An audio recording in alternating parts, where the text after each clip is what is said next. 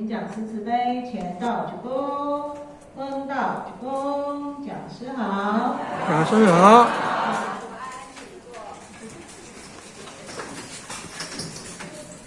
讲师各位贤贤，大家午安。讲师午安。首先感谢天恩师的老贤鲁大牺牲前给我点传师的鼓励让后学有机会可以在这边与大家共同分享关于后学家里就是跟小朋友亲子读经的一些经验。那其实呢，那个资本讲师啊，他找后学分享的时候，后学跟他说，我们家读经就是一个日常，就是一个很平常的事情。那如果说要说亲子读经有什么好处，其实后学没有办法很确切的给各位前贤条列式的好处的答案哈。但是后学愿意就是分享我们这10几年来亲子读经的经验。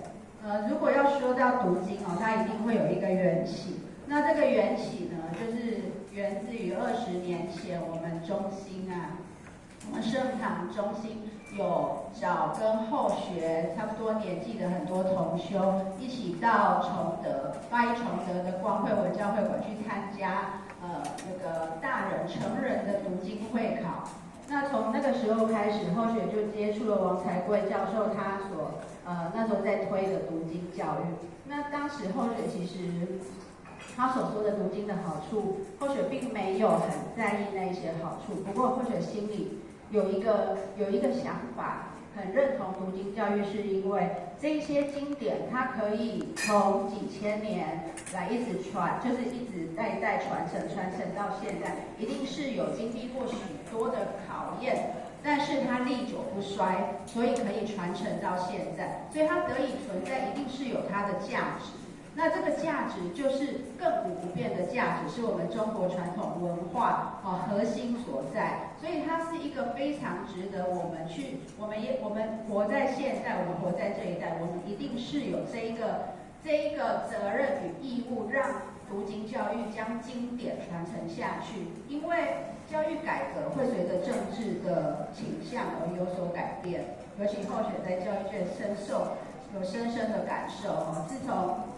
政党轮替之后，我们教科书里面的很多内容，很多的价值观，其实都是不是那么有确定性它是会随着一些目前的一些价值所改变，但是经典它是不会改变的。那经典它不会改变，可是现在的教育界它并没有那么推崇经典，而且文言文也在国语里面文言文放的课数也越来越少。所以小朋友的是这样，其实说实在的，我们自己都很担忧，教育界都常常很担忧，因为我们远远落后于大陆小朋友他们的阅读量。所以刚刚后学听许校长他的那个阅读分享就是共读的分享，后学心里非常有共鸣，因为校长讲的那些过程，我们家小朋友从小我们也是这样子走过来的心里会觉得非常有共鸣。那现在我们家小朋友已经脱离了我们讲童书给他听的这个阶段，而且也培养了他们大量阅读的那种兴趣。我们家呢，花最多钱的就是买书。爸爸就是后学的先生，他都把钱花在买古书、买经典。那后学是把钱花在买童书，所以只要小朋友呢，他目前如果找不到书读，后学就会赶快带他去图书馆，让他们去接触很多的书。那图书馆里面的书，他们回来如果跟我讲说，那些很多的书他们都读过了，后学就开始会去搜寻现在很夯的一些童书是什么。那搜寻完之后，后学就会为了让他们读的就是很靠谱，等于就是高考。所以后学不会再去，就是不会去图书馆用借的，因为借的没有办法，你整套都借得到。后学就会直接用钱买，就是一套整套这样子买给他们。所以刚刚那个慧静学姐她说他们家买汉生的童书，后学在看小朋友，一个才3岁，然后一个在肚子的时候，后学也曾经花过半个月的薪水买汉生整套的童书，大概80、90本。所以在这方面后学是花钱不会手软，但是后学觉得投资是还蛮有价值的，因为小朋友他们喜欢阅读。我们家最常出现的餐桌风景，就是他们一边吃饭一边读书。我们家不是一边吃饭一边看电视，我们家平常是不开电视，所以我们家吃饭的时候就是他们看课外书的时候，而且他们因为看得很投入，所以一餐饭大概要吃1个小时，所以吃得很慢。那通常后学都会，其实父母亲都会说经济塔才嘛，经济塔才那白塔才。可是后学到后来啊，因为他们看书的时间、看课外书的时间太长，吃饭吃得很慢，到后来后学竟然要说 take， 就是把书收起来，不要看书了，赶快吃饭。反而是讲不一样，就是讲反话。那不过后学今天呢，要分享的是读经，就是亲子读经的经验嘛。那刚刚说的缘起，就是自从后学接触了王才贵教授他所推动的这个教育，在心里面后学很认同。所以因为后学本身是在教育界，所以后学的学生从第1届到目前第19届，今年迈入第20届，每一届的学生都有读经。那当然，自己的小孩也一定会读经，所以自己的小孩读经就是从他们在后学肚子里面的时候，后学就开始读经。老大后学读的经典是大量阅读，就是每一本经典只要是读经会考会读的，后学称读经会考的经典叫做教科书，后学称之为教科书。所以那时候怀老大后学是大量阅读教科书，然后怀老二的时候后学也读教科书，不过后学那时候主要的重点是放在读普门品，因为老二是人家说怀男生要读普门品，所以那时候后学天天都读普门品。然后到老三的时候，后学读也是读教科书，不过后学是深读。那时候深读是读是上我们新义十前人的中庸课，还有六祖坛经的课。那时候在整个运期，把十前人他的中庸课跟六祖坛经的课都上完。所以在怀孕的时候，小朋友他在后学的肚子里跟着后学一起读经典。那小朋友他生下来之后，从生下来之后，我们就开始在床边会放一台 MP3，然后那台 MP3里面全部都是古典音乐跟经典。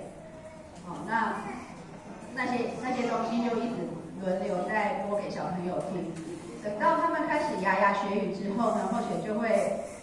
请他坐在椅子上，然后呢把书打开，不管他们看得懂或看不懂，后学就是一句，然后手指着那个字，一个字一个字带他读。所以我们家的老大，他好像在2岁还3岁的时候，跟现在很多前贤一样，就是小朋友还很小的时候就开始参加读经会考。那等到他们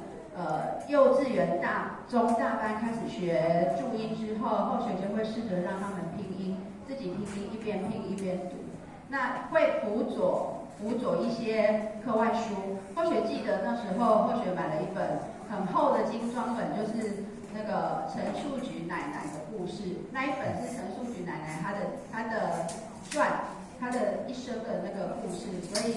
他们一边读经完了之后，后学会陪孩子读那一本陈树菊奶奶的那一本故事书。所以他们就读故事书也是自己拼音，那后学在旁边。如果他们拼错了，后学会指导他们。那当然，他们念一念，他们念懂了那个故事之后，他会问后学里面一些故事的内容。那同时后学也会给他做解释。所以那时候的启蒙就是从这一本故事书跟经典开始。接下来他们已经开始进入到国小识字阶段之后，后学就比较少带读。带读通常都是国小以前后学会带读，而且国小以前后学也常常讲绘本故事。那当然了，妈妈的绘本故事的风格跟爸爸就不一样。后学都是讲绘本的故事，然后跟许校长讲的一样，就是很生动，会有很多的角色的扮演啊，会有很多的动作。那爸爸呢，他讲的就不是绘本。爸爸通常扮演的角色就是比较不按牌理出牌，他讲的故事是香港的漫画，有一部叫做《天子传奇》，不知道各位前有没有看过？那个《天子传奇》，它就是将我们中国历代的君王，把它画成一套的漫画，而且加了很多的神话进去，所以里面的天子通常都有神力，然后他要去打倒很多的妖魔鬼怪，所以爸爸就是用台语来讲《天子传奇》的漫画。然后后学记得他那时候讲朱元璋的故事，他用台语讲那一套漫画讲了1年，所以妈妈的风格跟爸爸的风格是不一样，所以后学觉得说，如果可以讲故事给小朋友听，在他们的幼小的心里面会有很多的很美好的回忆，是来自于爸爸妈妈的声音传达出来的很多很多想象的故事。那接下来进入到国小之后呢，他们自己会读，所以后学就会请他们呢，就是自己读。那我也不会给他们设进度，你们自己读。比如说这一段国语，你们一天读3次，然后一天读3段。那读完之后就 OK 了。所以其实读经在家里来说，平常的时候是很轻松的，因为他们只要读3次，然后读3段。然后呢，什么时候要验收也让他们自己决定。比如说他们读个3天5天，已经这3段都背熟，他们就可以跟后学说，他还可以验收，所以后学会帮他验收。这个是后学的模式。那通常后学的模式呢是稍微带一点目的性，因为后学会希望说这些经典不是读过去就算了，后学会希望他们可以在心里种下埋下比较坚固的种子。所以呢，后学会给他设立一个目标，就是每2年到3年要参加1次读经会考。所以我们家读经会比较有压力的时候，就是读经会考要举行的前半年，因为那时候就会密集的念读经，密集的把以前背过的再调出来，再重新的把他们的记忆换出来。所以那个时候小朋友读经就是比较有压力性的。但是呢，这样子的压力性随着年纪的增长，其实后学会觉得说，对他们来说读经感觉上有压力就不是那么的快乐。不过后学觉得上天也安排的非常的巧妙，很巧妙，就是当我们有心在这一块的时候，面临瓶颈的时候，上天会很巧妙的帮我们拨转。怎么说呢？因为今年刚好是我们家就是读经的一个 turbo 升级版，就是也是很自然的发生。原本读经的陪伴是后学。从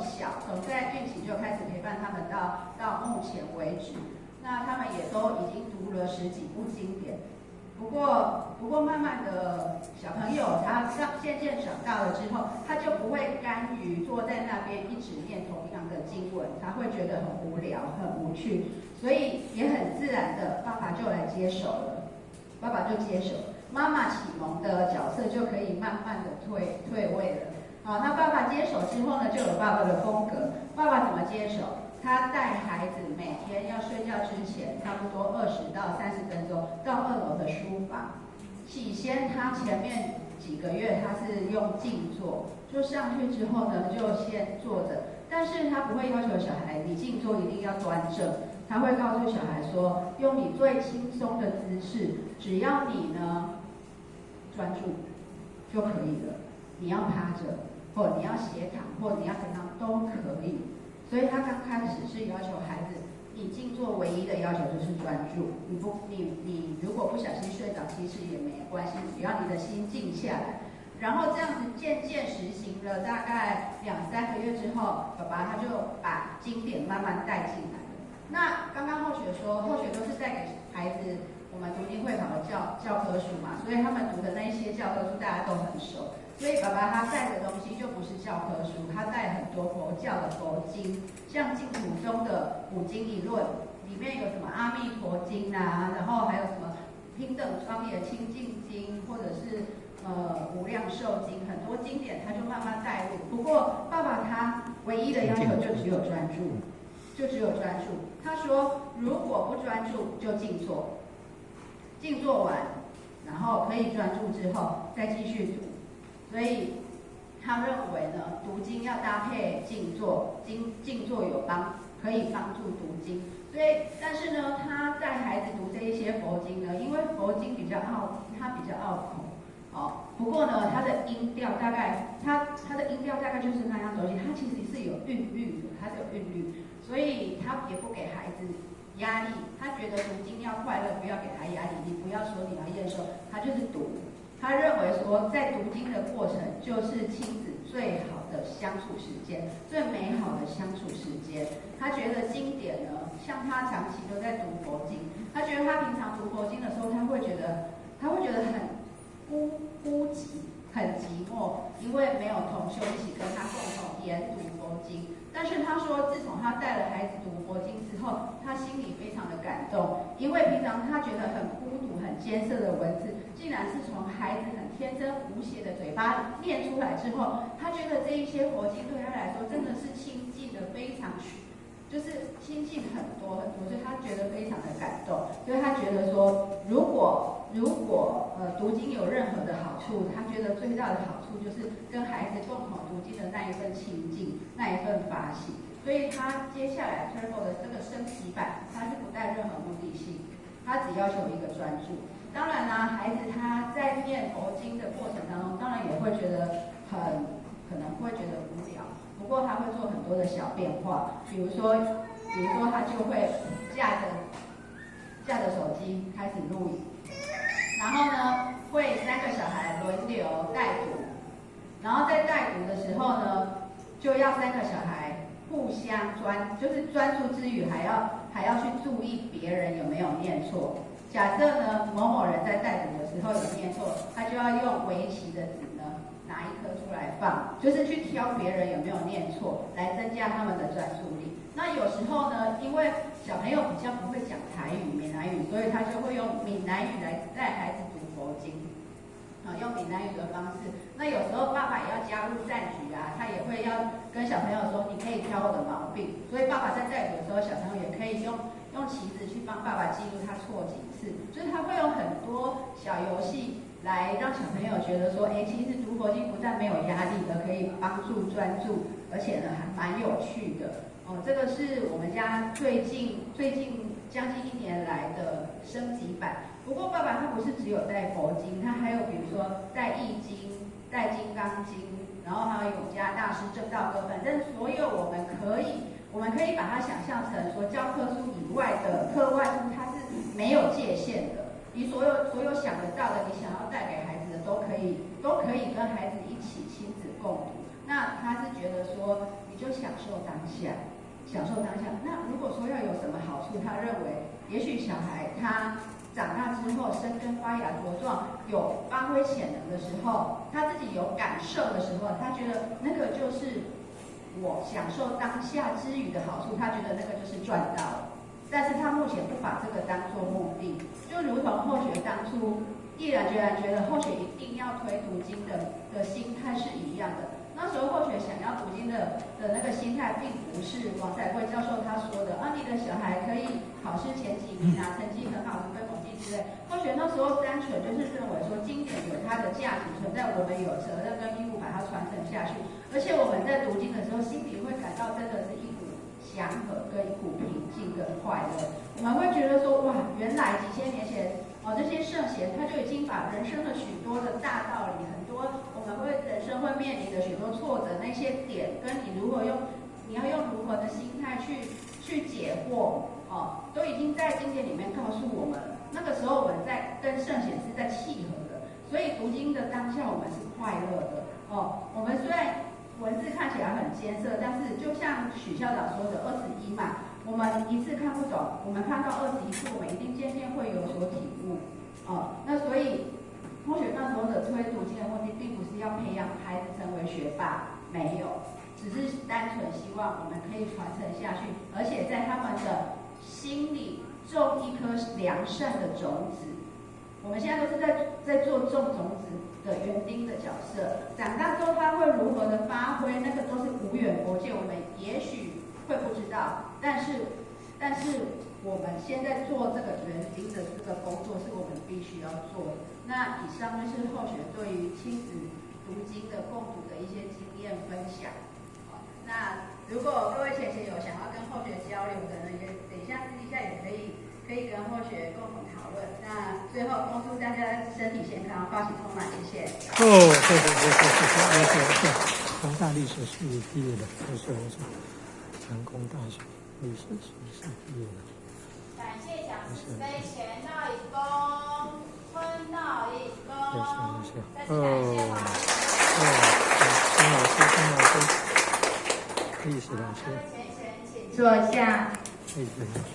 后学。